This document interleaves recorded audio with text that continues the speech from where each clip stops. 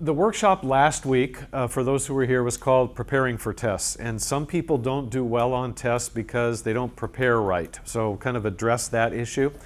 Today's workshop is test-taking skills. Next week is almost like part 2, if you want to call it that.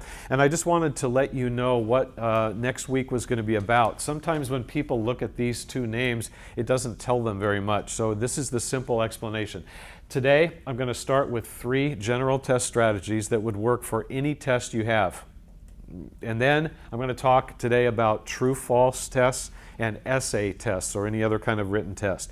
Next week, at the More Test-Taking Skills workshop, I'm going to give 3 more general strategies, and then I'm going to talk almost all about multiple choice, since that's kind of the big, most common type of test question in college. So that's sort of the breakdown.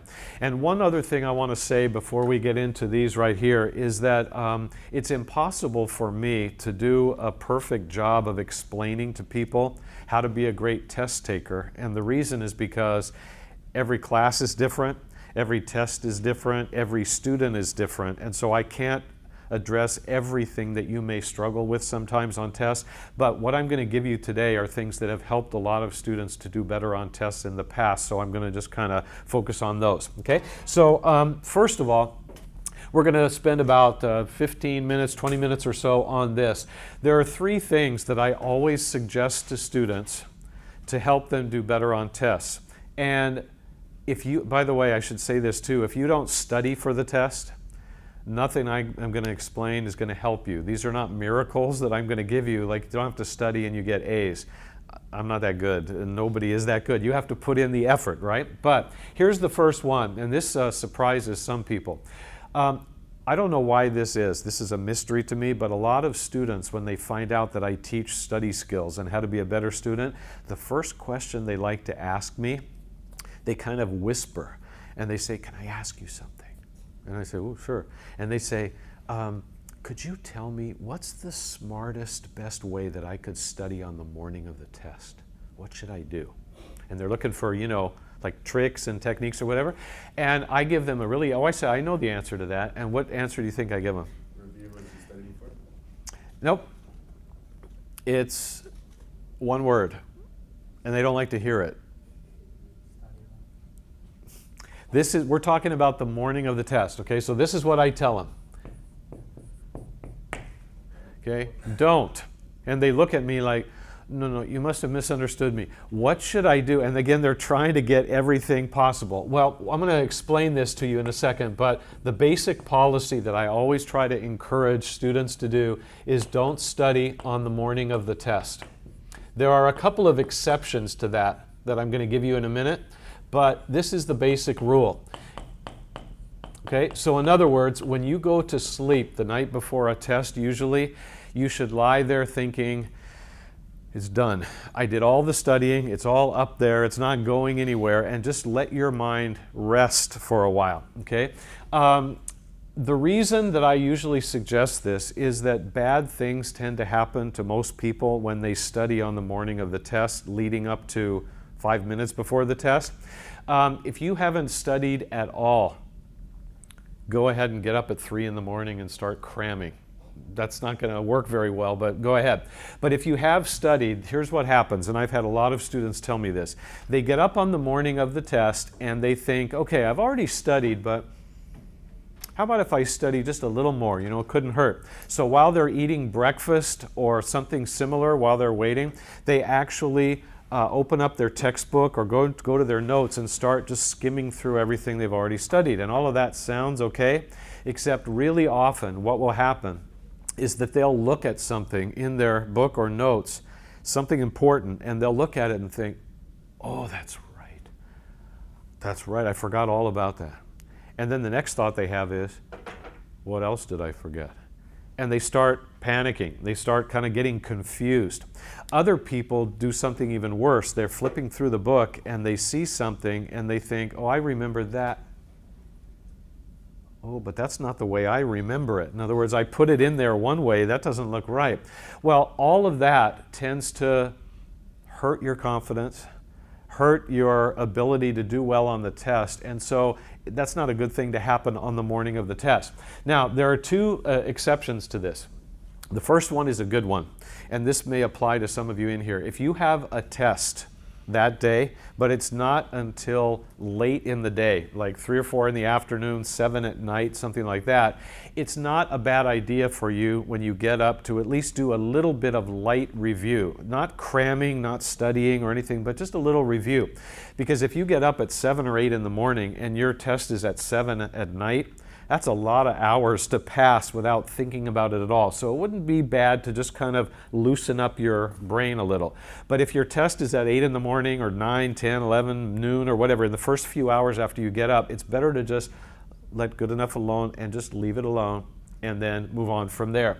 The other exception is a bad one. So if this ever happens to you, your time management was terrible in leading up to a test.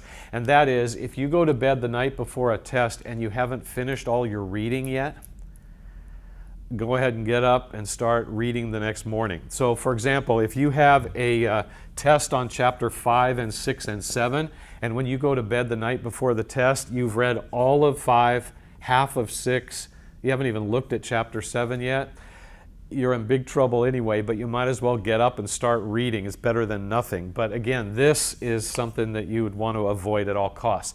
So this is the first strategy, first general strategy. And then the second one, I want you to help me with this a little bit. It involves 2 words. Okay, first one is the most obvious one. You can't take a test if you don't arrive. Early. But when? Early. Yeah, early. And if there's ever a time as a student that you're going to arrive early at the classroom, it's on the day of a test. It's the smartest thing. And so I wanted to ask you this, because I'm always interested in people's ideas before I give you mine. If you could set up your schedule perfectly, how early do you think would be perfect to arrive at the classroom on the day of a test?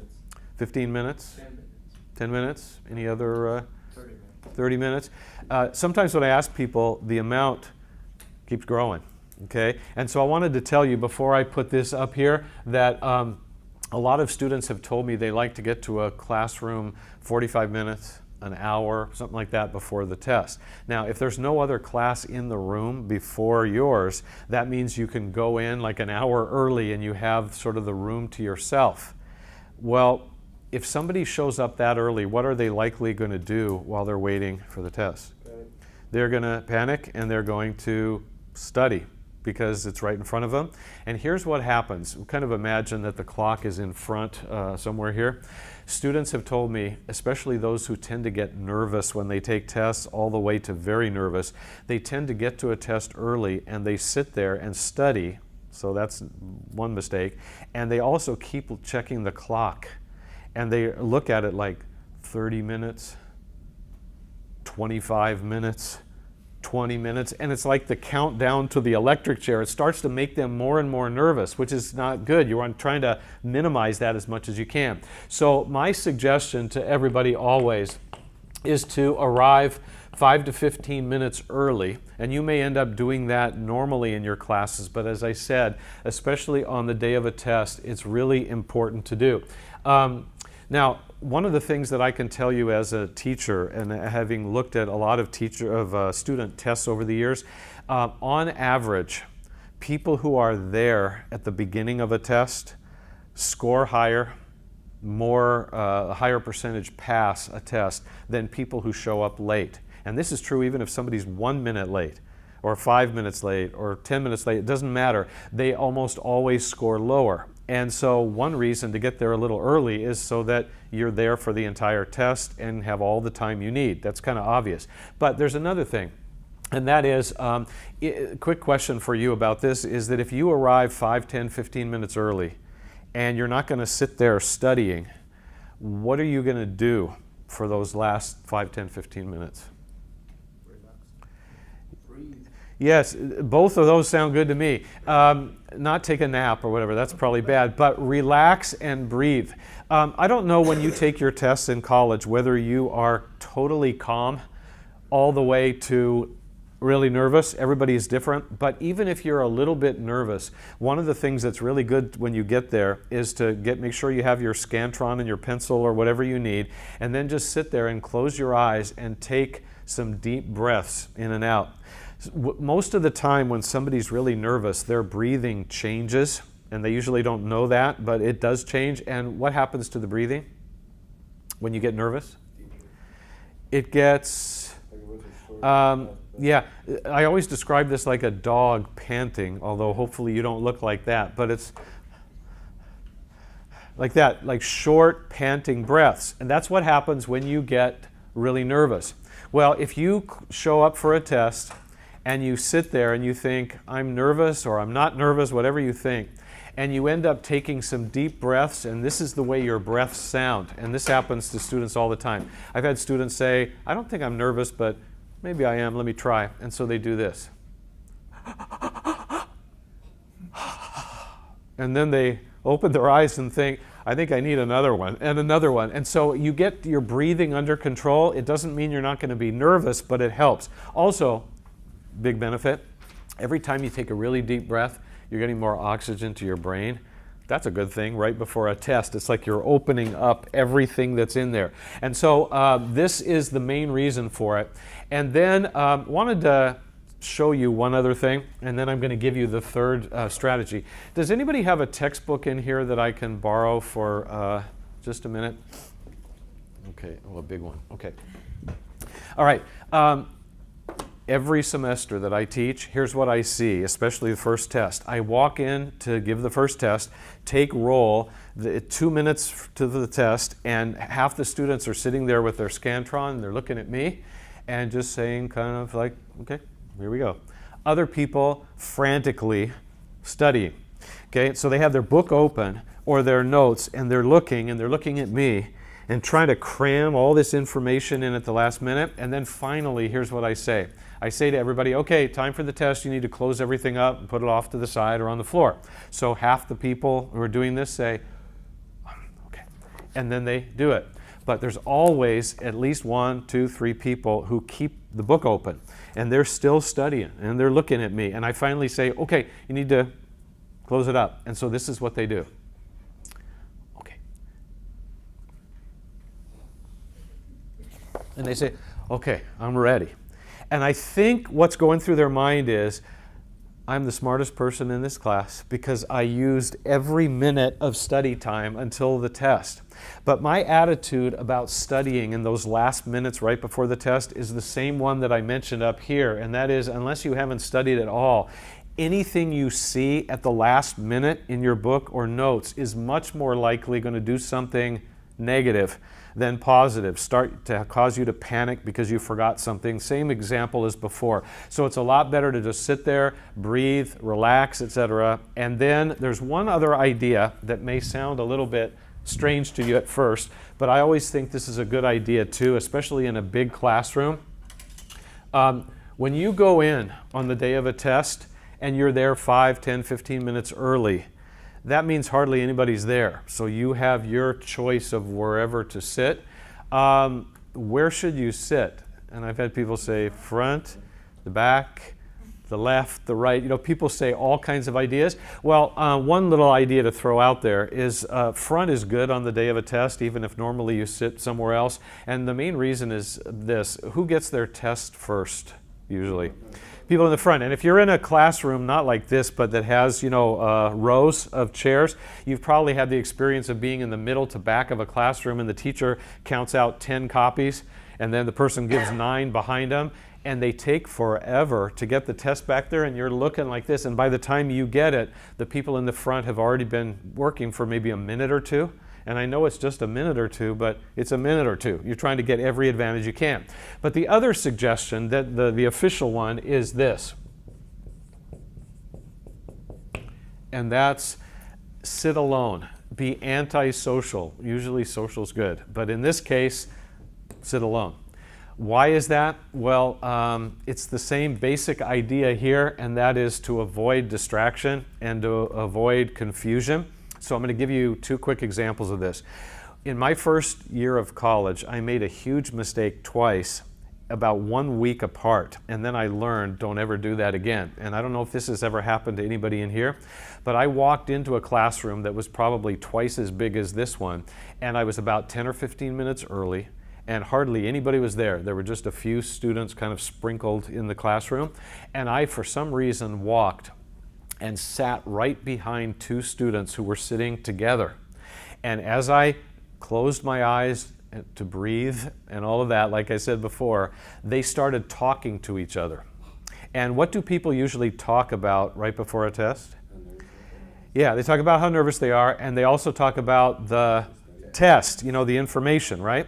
Well, if I'm sitting there and they're like 3 feet in front of me and I'm closing my eyes trying to mind my own business, be in my own world, I can't help but hear everything they're saying.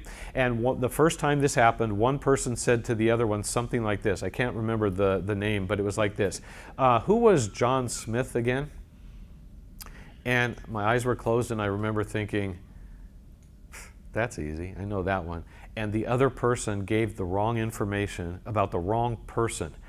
Oh, he's the one who did such and such, which was wrong. And I was thinking, oh, I don't want to hear anything wrong before a test. I'm just trying to keep the right information in my head. The second time this happened was about a week later, and this was even worse. I sat behind 2 people, different class, and they were talking to each other. And one person said something like this, who was Mary Roberts again? And I remember thinking, who? Who are you talking about? And the other person said, oh, she was the one who did this, and then after that she did this, and explained this long thing. And I opened my eyes and I said, excuse me. And they turned around and I said, who is that? We never learned anybody like that. They said, oh yeah, I was right there in chapter 2. The heart attack begins. I'm thinking, wait a minute, I didn't study that name at all. What other names didn't I study? And now I'm starting to panic. And here comes the teacher saying, you ready? And I'm thinking, no, I thought I was a couple minutes ago. Well, that's a horrible way to get started on a test, to be doubting yourself. So all of this is designed to have you be relaxed and in a good frame of mind when the test starts. Okay, one last thing about getting to a test late. When a student comes late to one of my tests, oftentimes, maybe let's say they're 5 minutes late, which doesn't sound like much. What they end up doing is this. Everybody's sitting there quietly taking the test, and they walk in like this. And I just look at them and I think, oh man, you are headed for disaster. When you are rushing, your heart pounds, your breathing goes faster and all that, the same things that happen when you're nervous. So if you're nervous and you're running late, forget it. And so you want to be there, and when the test is given to you, again, be in really good, focused frame of mind. It doesn't guarantee that you're going to get an A on every test you take, but if you don't do these things, you have a tendency to get off to a bad start. And when you get off to a bad start, it usually gets worse and worse after that. Okay, so these are 3 strategies. I'm going to give you 3 more next week when we're talking about more test taking skills. Anybody have any question about this before we move ahead? Yes? I took my algebra test because right now I'm in Math 1A15 and I panicked at. I was trying to figure out the problems, how to do it. Right. And I thought it was going to come to me. It didn't come to me. One of the things that I hate to do is sort of to put you off on this. One of the subjects that's covered in next week's workshop is sort of how to get your brain working again if you start to blank out or get nervous, because that happens all the time. And it's no big deal if it happens. You just need to have a plan for how to get it going again. And that's one of the things I'm going to explain next week, so you have to wait a week. But that happens all the time. So any other questions? Okay. That's good. That's good. We're going to talk about 2 test question types for the rest of the workshop today. The first one is true-false. And so I'm going to put you to work on something in a minute, but I wanted to introduce true-false this way.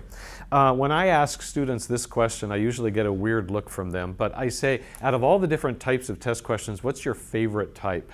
And most people say none. Right? But when they say a particular type, almost everybody, amazing number, say, oh, true, false.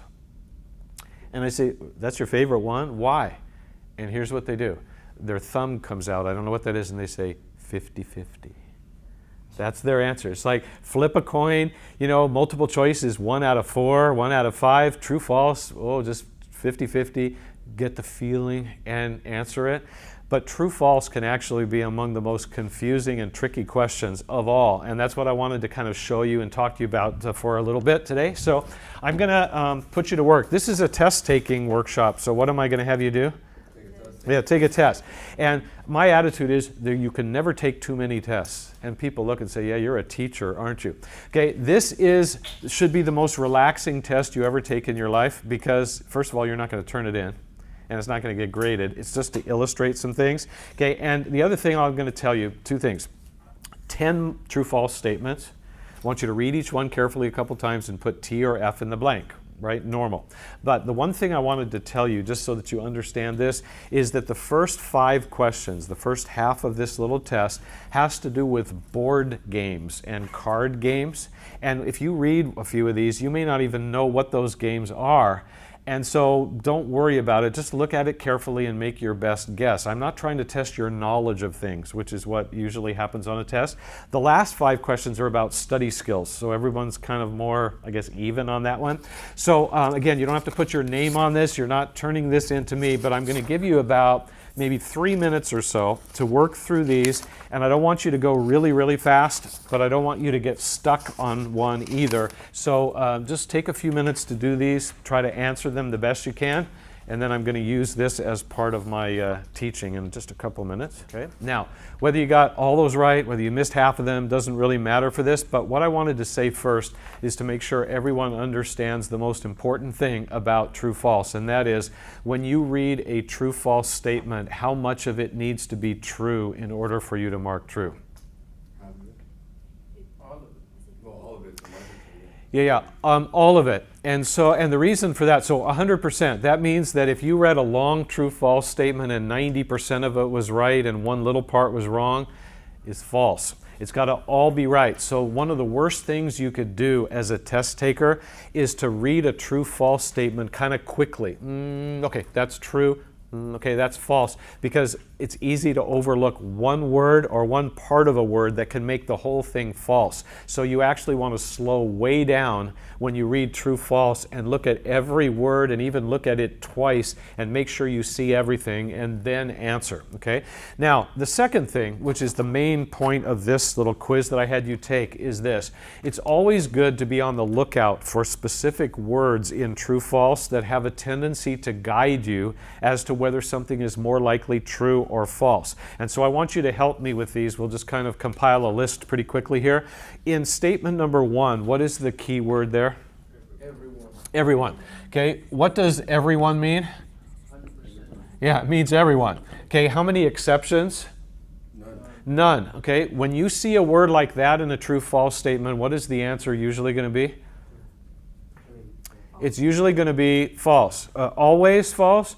No, but usually, and that's because most things in life have at least one exception, and all you have to do is think of one exception, and it makes the whole thing false. And I'm going to show you a little more about that in a minute. How about number 2? No one. Right, no one. Okay, and no one means no one, no exceptions. It's the same exact idea as this, it's just on the other end. So whenever you see a word that has no exceptions to it, it's very extreme, then all you have to do is say, okay, that is a danger word. So if I can think of one exception, it's false. And if you can't think of any exceptions, mark true. But usually those are false. Okay, number 3, what's the word there? Right, frequently. And why is this word better in a true-false statement than those other ones? Because it doesn't include everything. Right, it's more kind of more reasonable. It's sort of like more in the middle. These are actually called in-between qualifiers, and these are 100% qualifiers. And so other words like most, some, few, we could write a long list of these. These might be in the middle, they might be leaning one way or another, but because they allow for exceptions, they're more often true. And again, it's not that these are always false, and it's not that these are always true, but you need to be on the lookout for them. Okay, number 4, I'm going to skip for a second. Number 5, the word there is mostly, and I can sort of stick a little ly on the end. And then number 6, there are 2 words there. What are the key words in number 6? Should always. One of them is always, and the other one is every. And again, this again allows for no exceptions, so that means that it is more likely to be false. But I did want to stop here for a second. A lot of people get number 6 wrong, and probably some of you missed that. And that's because teachers always tell you, don't leave anything blank. You know, even if you have to guess, answer everything, because if you leave it blank, you're going to get a 0. But remember, all it takes is one exception to make it false. Does anybody know any test you've ever taken or anybody ever takes where that's not true, that you should always answer every question? Scantron is possible. What I have in mind more is most of you at one point in your life took a standardized test like the SAT and other kinds of tests. And on those tests, they have the weirdest scoring ever. You never experienced this in college. You get a point if you get it right. You lose a fraction of a point if you get it wrong. And if you leave it blank, if you don't answer it at all, what happens? Nothing. They don't count it. Well, that's pretty rare, right? Usually if you leave it blank, it's automatically wrong, but all it takes is 1. So again, that's why you want to notice those words. Number 7, the word is some, which I have up here. Number 8, I'll skip for a second. How about 9 and 10? What are the words there? Never. Yeah, never and all. Okay, so again, these lists can be much longer. These are not the only words, but this idea of qualifiers, 100% qualifiers, in-between qualifiers is very important to look out for. Okay, and then the other thing that I want to share with you about true, false, and then we'll get to essays and other writing. That'll be our last topic today. Number 4 and number 8 we skipped, and that's because they deal with something different. If you got number 4 and number 8 right, either you were a lucky guesser or you knew what to do with them. Most people miss one, a lot of people miss both, and the reason is easy. If you look back at them, you can't even figure out what they're saying. They're very confusing the way they're worded. And the reason for that is because of this problem that comes up a lot in true-false, and that is double negatives. So that means when you see 2 words or parts of words that are in the negative in a statement, it makes your brain kind of twist like a pretzel, and it makes it hard to even figure out what's being asked. And so when you look at number 4, I want to encourage you to do something.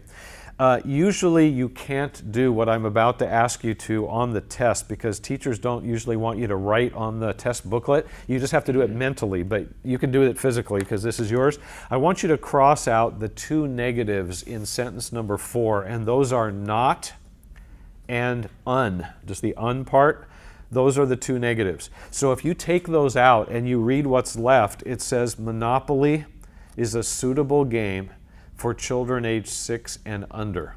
And if you don't know much about Monopoly, that wouldn't help. But Monopoly is a pretty complicated game. Some adults can't even figure out how to play it. So it's not really good for very small children. That's why that's false. And number 8 is even more extreme than that. You could cross out the word not and the out part of without because that's the negative. And when you do that and you read what's left, it says a test may be with or have poorly worded questions. Is that true that a test may have poorly worded questions? Yes, like that one. And so that's why that's true. And when people see that, they think, why didn't they just say it that way? Then I would have gotten it right. I don't even know that's what they were asking. Again, it's confusing. So as I said, usually you can't do it physically by crossing out, but you can take words out, read what's left, and just see, does it make more sense now? This won't always work. Like it won't solve the problem every time, but a lot of times it will. And once you take the negatives out and read what's left, you think, okay, now I know what it's asking, and hopefully you studied correctly, and as a result, you do well on that. Okay, so there's a lot more that I could explain about true-false, but these are, I think, some of the most important ideas. So we're going to spend the last part of the workshop talking about essays. And this is most people's least favorite kind of test. If you love writing, and every time you get an essay test you get excited, that's good, but you're kind of in the minority. Most people would rather fill in a bubble on a Scantron anytime rather than write. So I'm going to give you some ideas, and I have to tell you one really quick thing before we start this, and that is everything that I'm going to tell you in the next 10 to 15 minutes has nothing to do with English teachers. Okay, all of you have had English teachers before, and you know the way they are with your writing. They get out a magnifying glass and they find every little thing, and they're very picky about everything. And the reason they are is because they're trying to turn you into good writers. Okay, so that's their job. But most teachers, when you write for them in college, they have a different way of looking at it than English teachers do. And so the first thing that I wanted to tell you is this. I don't know if you're familiar with these terms or not, but this is always an important place for me to start when it comes to essay tests. There are two types of test questions that you get in your life, objective and subjective. Okay? Every question is one of those two. Some tests have both on them, depending. Well, objective, the best way to remember that is that any question that you can answer by filling in a bubble on a Scantron is considered an objective question. So that would normally be multiple choice, true, false, that kind of thing. Subjective is totally different, and the most common type is essay, although it can include any kind of written assignment or report or anything like that. And the reason that I think this is important to know is this. All of you have done Scantron tests before, and when you get your Scantron back, you see pink lines, hopefully not too many of them, but pink lines, right? And those are all the wrong answers. And then you see a score stamped on there. That's your score. It has nothing to do with the teacher's opinion, view, anything else. It's just whatever you get, you get. And that's why it's called objective. But subjective is totally different from that. It is up to the mood and the opinion of the teacher, and they're looking for certain things, but there are certain things students do all the time in writing that drive teachers crazy. And if you drive your teacher crazy, what happens to your grade? Yeah, it just starts. Pretty soon it's circling the drain at the bottom. So if you know ahead of time what bothers a teacher, you'll try not to do it, and then hopefully that should help your grade to be better. So that's my job in the next several minutes, is to tell you some of the things that teachers really hate to see in writing, and then if you know those, you'll be careful to avoid them, and that's the whole point, okay? So the first thing is this. I want to ask you this from your own personal experience or just a guess. If you got an essay question on a test and then you had room to write on the front and the back or a blue book or anything else, what do you think most students do as soon as they read the essay question? What's the very next thing they do? Yeah, they start writing, which sounds like the right thing to do, but usually that's a huge mistake. They read the question and think, ooh, ooh, ooh, and then they just, here we go, they start writing. But the problem with that is, unless you're the greatest writer in the world, what ends up usually happening is that you write about something and then you think, okay, that's about it about that. And then you go on to something else, and then halfway through that, oh, you remember something else about the first thing, and your paper starts turning into a mess. I always tell students this, if you're ever with a teacher and you're watching their face while they correct your writing, and you see them, they're on the second page, and you see them do this. Like that, you can just sit there going, there went my grade right down the tubes, because they're looking, thinking, wait a minute, he talked about that over there, and now he's talking about it again, and you're making the teacher work way too hard, okay? So a much better thing to do than this is this. You get the essay question from the teacher and you're ready to go, and before you do anything, before you write any part of your answer, it's a really good idea for you to write a really short outline. And I don't mean Roman numerals and all, nothing complicated like that, but just maybe up in the corner of your paper somewhere, you can just number from like 1 to 3. And then jot down a phrase here and a phrase here and a phrase here. And what are these things that you're writing? Yeah, they're the main ideas, the topics that you want to make sure you include in your answer, okay? If you do that, if you spend like 30 seconds to a minute sort of planning, okay, these are my 3, and I'm going to do that one first, that one second, and then I'm going to finish with that one, then what you did is you took a minute to plan. And you've heard the saying, it's really good to think before you speak. And we'd all be in better shape if we remembered that. It's also good to think before you write. And so you take 1 minute doing this. Everybody else is just writing like crazy. But when you start writing, you write about your first topic, you write about the second one, you write about the third one, and then when you turn it in, even if your writing's not perfect, it's so easy for the teacher to follow. It's like you're guiding them through. And if you were a teacher and you were correcting a lot of papers and you had to try to figure one out, I think you'd have the same reaction. So if you just deliver it in a way that's very clear and organized, that really helps. And so just writing a brief outline can help a lot, especially if writing is not your greatest strength. Okay, the other things that I want to share with you over these last few minutes are on this handout, and I'm not going to be able to go through all of this. You can certainly take this with you and read through it a little bit more at a later time. I think there's a lot of good advice on here, but I just want to hit on about 3 or 4 things that I think are maybe the most important on here.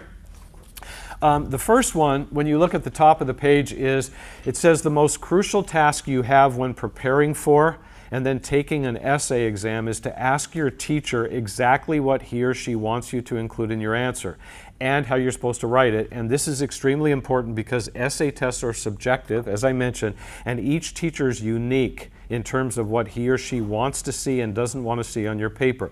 If every teacher had the exact same rules for writing, life would be a lot easier, but every teacher has different rules. And again, we're not talking so much about English teachers here. Okay, so here's what I want to show you, a couple of things. First of all, I have talked to a lot of teachers who are not English teachers but who have their students write, and I've asked them what bothers you the most about student writing. Number one is what I just explained here, writing that's just all over the place and not organized. But the second thing that drives teachers crazy, so this is good for you to know, has to do with number 1 under the general guidelines. It says read the question carefully and watch for instruction words. Okay, what are those? Well, turn over to the back and I want to show you some examples here. This is not a complete list. There are a lot more than this, but you see the words compare down to summarize, and you see the meaning for each one. Every essay question you ever get in your life is going to have one of these words in it or another word that means something similar. And what most students do, which lowers their grade every time, is they ignore that. Okay, so here's my example. Look at the second word on the list. It says contrast, and you see the meaning of that. Okay, here, imagine you're in an English class. It's a literature class. You've been reading stories and books all semester long, and you go in for your final exam, and here's the final exam. Teacher says, contrast this character from this book with this character from this book. So that's your essay. Well, if you're like most students, you ignore that word, and you write everything you know about that character, and everything you know about that character, you just throw it all on the paper, and then when the teacher reads it, they read it and they think, ooh, this is all good stuff, good stuff, good stuff. D or C or whatever. And why are they giving you a bad grade if everything you wrote was good? Because what did you do wrong? Yeah, you didn't follow the instruction. They didn't want the whole life story of those 2 characters. They wanted you to think of maybe 3 or 4 ways in which they were different and do that. So whenever a teacher uses one of these words, they're not just sort of throwing a word out there. They want you to answer it a specific way. So one of the smartest things you could do is before you've ever even done this, before you ever do your outline, read the question really carefully a couple times and ask yourself, where's the instruction word? And when you see it, think for a couple seconds and think, what exactly does that mean? And then try to answer it that way. And if you're able to do that, you usually can get a higher score because you're following a simple direction. Okay, back on the front side, I want to give you a couple of other ideas. Number 4 under the general guidelines says incorporate the question into your first sentence and briefly state your answer to the question. And so a lot of teachers really like this. If I give you an essay question that says, list and describe several reasons why you enjoy living in the Southern California area, okay, assuming you do. The way you start your answer is, I enjoy living in the Southern California area for several reasons, including the nice weather, the nearness to the beach and mountains, and the closeness to my family and relatives. So you repeat the question and you kind of give your answer. But if you do that, you gave it all away in the first sentence. What are you going to do for the whole rest of the essay? You kind of gave it all away. So what do you do? Write more. But what kind of writing do you do? Well, number 5. In the rest of your essay, develop the points that explain your answer and provide enough details to show that you know the material well. This is something that I always think is good news for everybody to know about.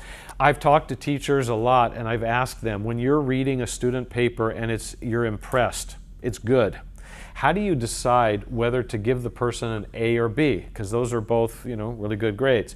And the answer almost every teacher gives me is the D word, which is details.